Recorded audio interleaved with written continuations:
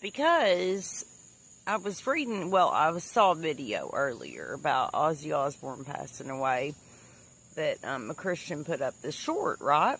And I looked in the comments, and I could not believe how many people were commenting such hateful things,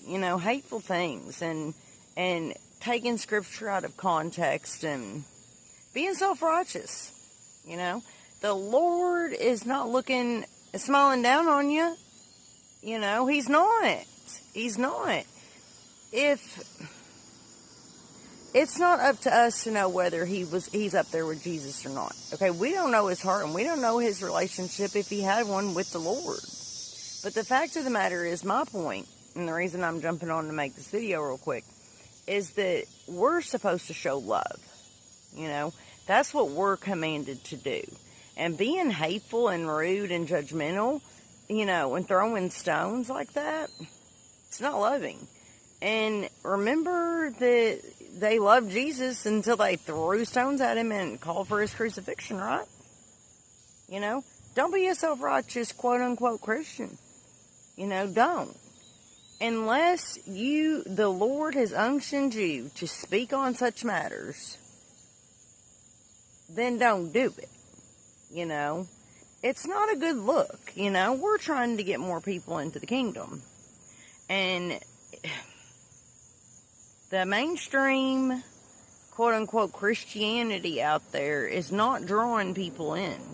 It's not people being in the world saying, you know what, I wish that I had that kind of fruit in my life, I wish that I had peace like they do, I wish I could love my enemies like that person does, That's the way we're supposed to be living, we should be the light that draws in the people that are captured by the darkness right now. So just think about it before you jump on these trains of criticism, criticizing and putting people down, judging people, throwing stones, seeing all kinds of quote-unquote Christian content creators that their whole entire channel is about pulling others down and calling other people out. That's their ministry. That's their ministry is, let's see who I can tear down today.